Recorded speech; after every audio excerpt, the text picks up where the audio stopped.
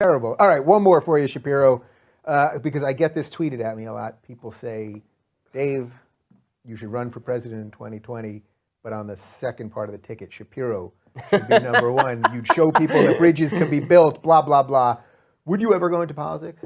Not in California. And given the way that our current politics is going, it seems like only celebrities can be elected. So, well, you'll have that part down. I mean, you have your following. That's yeah, but it would have to be a lot larger following than that, right? I don't think necessarily.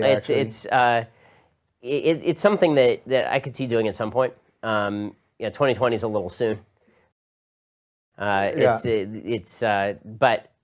I'm not averse to the idea of running for office at some point, but it depends on whether you can do more good outside of government or inside government, especially when you want to destroy the instrument itself.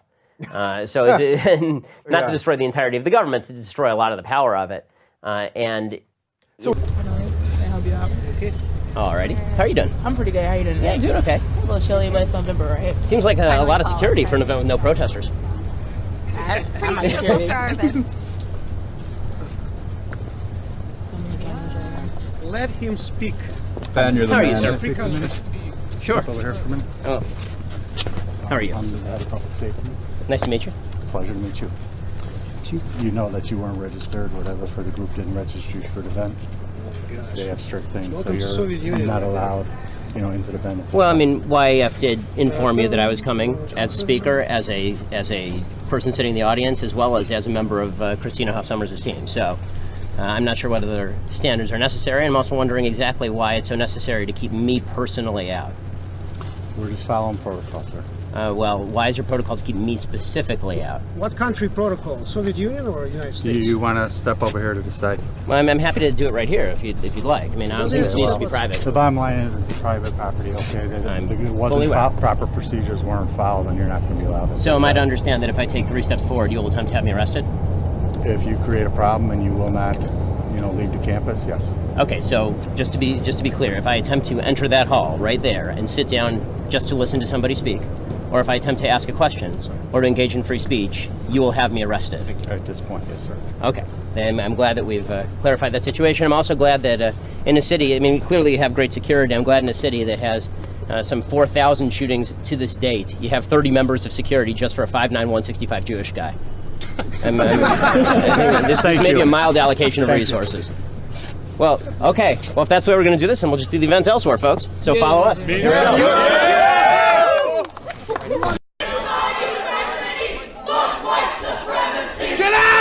Yo, your baby needs to get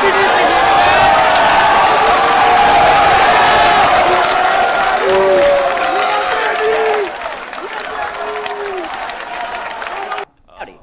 Fact number 1, transgender is not a disease. This is not my opinion. This is facts from the World Health Organization and the American Psychologists Association. Just like gay people don't have a disease. Fact number 2, rich kids stay rich, poor kids stay poor. It's not true. Out of 1,800 billionaires in the world, 12 of them are black. Where you come from, where you grow up, how much your parents earn, whether your parents were married plays a major role in determining where your Is there a life question you mark at end the up. end? Fact number 3, I would just like to remind you that hate speech is not free speech. Yes, it is. And my question is, since facts don't care about your feelings, why did you use false facts? Okay, so none of the facts that I used are false. First of all, yes. No, okay, first of all, would you like the answer? Okay, so the 3 facts you mentioned, you talked about transgenderism. First of all, until 5 minutes ago, the DSM specifically defined transgenderism as a disorder. It defined it as gender identity disorder, now calls it gender dysmorphia, which doesn't even make sense. It says that depression is the actual problem, not the actual gender disorder, which again does not explain why the transgender suicide rate is upward of 40%, and the actual suicide rate for the rest of the American population is lower than 3%. Okay, so that's number 1. Number 2, you talked about income inequality, and you suggested that all wealth is inherited. This is nonsense. According to the IRS statistics, if you are born into the bottom 20% of wage earners in the United States, you will not be one of the bottom 20% of wage earners in the United States. 90% of people will not be within 15 years. There's tremendous wage mobility in the United States of America. Plus, there is not a group of people who just sit at the very top and stay there. People move up and down, in and out of the 1%. 1% just defines the line of income income. It doesn't define the people who are in that 1% of income. I've been in the 1%. I've been out of the 1%. It will happen to lots of people. People who are older tend to be more likely to be in the 1%. They weren't once in the 1%. What happened? Okay, so that's number two. Number three, you say hate speech is not free speech. It depends how you define hate speech. The only speech that is not free speech is speech that overtly defends or pushes violence. Specifically, speech that is generating violence, right? That's the only type of speech that's not hate speech. If I say things you don't like, that's not hate speech. And if you think that it is hate speech, you're a fascist. End of story. Yeah, all right, so let's just do the Milo thing quick. I don't want to dwell on it, but so many people ask. So for the record, with you sitting here right now, I will fully say what I've said many times on Twitter, which is that Milo had the original idea of doing it. He sent an email to our team, said, let's do this debate, me and Ben, Dave will moderate. You immediately responded, yes, you gave dates, and then Milo basically dipped out. That says the truth as much as I know it. If you know more, that's exactly right. And so, no, that's exactly right. And so, and then went around the country proclaiming that I had chickened out and trying to derive this rivalry with me that I could not care less about. Like Milo, I wish nothing but success to Milo based on the good things he does. I hope nothing but failure for him for bad things that he does, just like anybody else. That's quite a wish. And I'm not going to play Lucy in the football with him. I mean, he ducked out, he chickened out, and I mean, look, the fact is that even the fact I was willing to do it in the first place after he was tweeting pictures of me of a black baby on the day that my son was born because I'm a cuck, it was a bit generous, but. And now that I'm not gonna play that game. That's not my game. And the thing is, I genuinely like both of you, and I think we could have done something really good. Milo's coming back in February. I think my guess is that the ground is a little too scorched. Yeah, I'm not interested. But yeah, okay. Again, I'm not interested in doing the Charlie Brown Lucy routine so that he can go around the country proclaiming that he's brave after having chickened out. Yeah, so. And for the record, when he comes in February, I'll sure say the exact same thing to him, and he can say what. Yeah, that's fine. That's fine. It'll be very sophisticated and British, so it'll be fun. The alt-right thing. Now, I have done a couple of videos on the alt-right. My general feeling, although I think something is changing now that Trump is in power, is that for the months leading up to the election, this was mostly a bunch of shit posters. It was mostly a bunch of anonymous 4chan and Reddit people.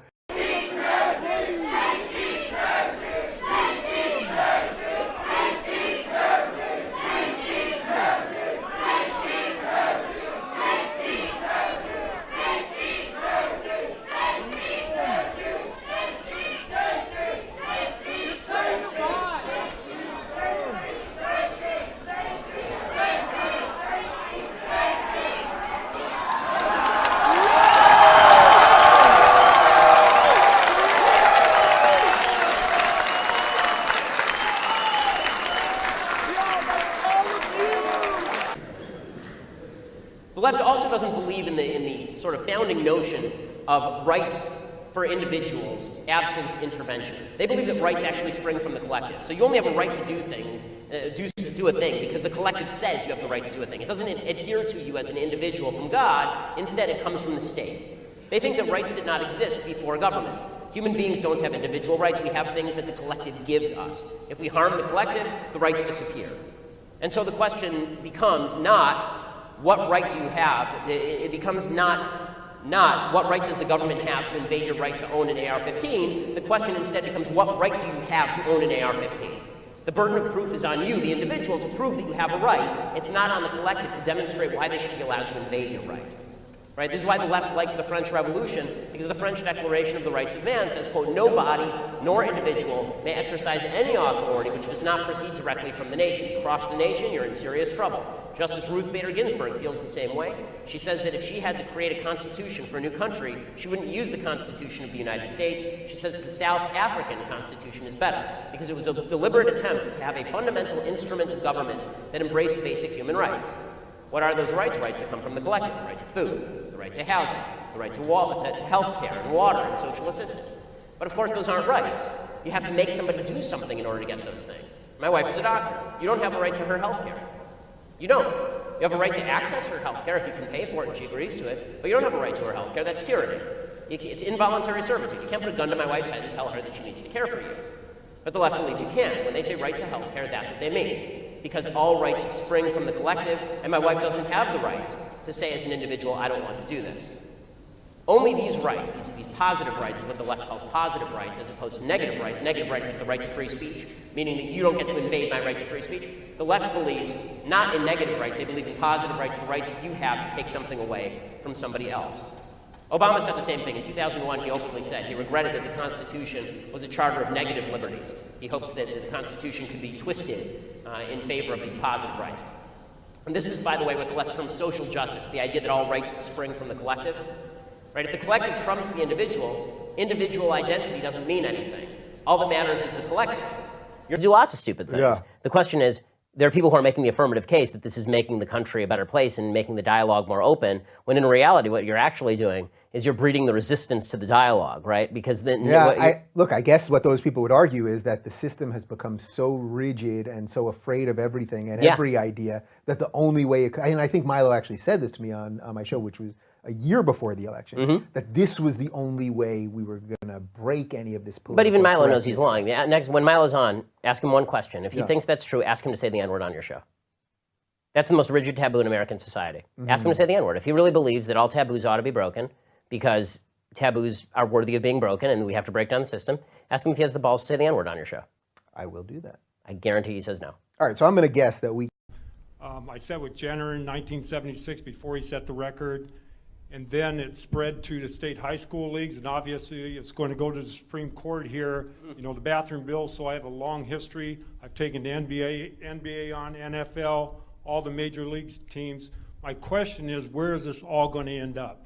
Well, I mean, the left always needs a new civil rights movement because all of them remember when they were actually in the right on civil rights in the 1960s. So they're constantly comparing everything to civil rights. Right? Gay rights are civil rights. Transgender rights are civil rights. It's always the next thing is just like when we were marching on behalf of black folks back in the 1960s. And so after they obliterate gender, obliterate sex as a meaningful distinction, which is obviously silliness. You got the NBA boycotting North Carolina, or the NCAA boycotting North Carolina, but they still have separate men's and women's divisions, which is weird. Right? If sex is just arbitrary, then why do you have women's divisions? Why can't it just be a bunch of 6'8" dudes who weigh 300 pounds, you know, banging around in the paint with a bunch of 5'3" women, right? But the only way to, you know, I think that the next step for the left, I've always said this, is taking their agenda and destroying the religious right. And so this has always been the purpose of, for example, same-sex marriage. I personally am libertarian on same-sex marriage. I think the government should not be a part of marriage, period. I think the government has nothing to do with it.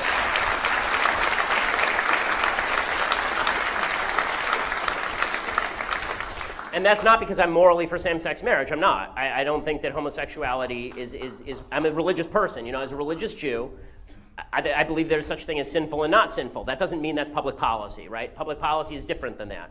So when it comes to public policy, my feeling is that the government is really crappy at everything and hasn't promoted traditional marriage in any real way. When they tried to, it failed. Obviously, the government can't be the barrier between marriage and failure. That just doesn't work. I have personally 2 marriage certificates, right? I have the one from the state that I don't care about and it got lost sometime and I don't care. And then there's my Jewish marriage certificate, which is my ketubah, right? And that's the one that I cared about because it's the one that said I could have sex with my wife. So and for religious people, by the way, that's how this works. If you go to the state and get your marriage license, that doesn't mean a lot unless you have a pastor, you know, give the go-ahead. So the reality is that the state really has nothing to do with the marital institution. The only reason the state ever got involved was supposedly to promote procreation. The state has failed dramatically. So I want the state out of that entirely. But what the left is going to do is they're going to use the government-imposed same-sex marriage rulings in order to break every church in America. They're going to take schools, religious schools, and they're going to shut them down if they don't respect same-sex marriage. They're going to say if you don't educate your kids about the wonders of same-sex marriage, then you are discriminating against gay people and maybe against your own kid because you never know, they could be gay. Right? They're going to say that every church, every school, every religious institution in America must be discriminated against if they do not participate in whatever the left social agenda of the day is. And that's a much larger battle than all of these secondary silly battles about bathrooms in North Carolina and such. The left is always on attack. And because they're always on attack, it's incumbent on us to always fight back. We can never stop fighting back. And obviously not just fighting back, dismantling the roots of their agenda, exposing them for what they are, a bunch of people who are grasping and ambitious, a philosophy, more than a bunch of people, a philosophy that says your labor is not your own, your time is not your own, your freedom is not your own. Your labor, your time, and your freedom all are all your own. and it is your job to use them to best effect. Thank you so much. Thanks for having me. Threats of violence, that was what was amazing at DePaul. Like, we walked up, and the whole day, they'd been telling my security team that if Shapiro shows up, that we're going to arrest him. If he shows up, then we will literally, and at the For place. what, though? For trespass. Okay. Right, so I mean, that would be the crime, is trespassing on their campus. They literally went out and got a sheriff from Cook County to sit there to facilitate the transfer of arrest. If the campus police arrest you, they have to have somebody from the county actually, so they actually had the guy sitting there in the lot. No protesters anywhere, none, right? I mean, it's 30 police officers and security guards and me. Yeah. And I walk up and I was like, really? Like, I hand you, like, so if and I said, you know, if I take 2 steps forward, are you going to arrest me? And the guy said, yeah. And he's a giant guy. He said, yeah. People are like, you should have gotten arrested. It's like, well, you know, at that point, I'm really not so hot on spending the evening in a Cook County prison. Like, that's Cook County jail for the. You stand up for your beliefs, but not to the point of a night in Well, Cook again, County like, it's jail. again, they actually have the right to arrest me. It's a private university. If it were a public university, I would have walked. If it were a public university, I would have made them arrest me. At a private university, they do have the legal right to ban whoever they want. It just demonstrates how ridiculous they are that they're willing to arrest me. Yeah, and the fact, again, that they're taking everyone from you to Milo, it's like, that's showing real intolerance, because it's not just a sliver. It's not just a had a terrorist sliver of speak an at DePaul last year. ideology. It's people that disagree wildly on things. Exactly. Well, except if they are remotely construed as right wing. Right. So if you're a terrorist convicted in Israel, you can speak at. They had one speak at, in 2014, I think, at DePaul. So you have to be within a certain spectrum, but they refused to even acknowledge a spectrum, right? Although DePaul actually did, right? DePaul came out later and they tried to distinguish kind of what I say from what Milo says, which is kind of interesting. But that didn't change their behavior enough to actually let me speak. Yeah. Really? Sorry. Sorry, I just have one question. Do you know me? Do I know you? Like, how do you know anything about me? Why am I a white supremacist? Because you guys are here shouting down people who are speaking. Really?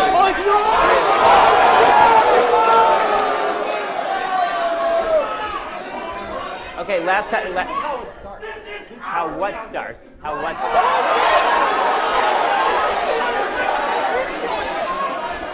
are you even talking about?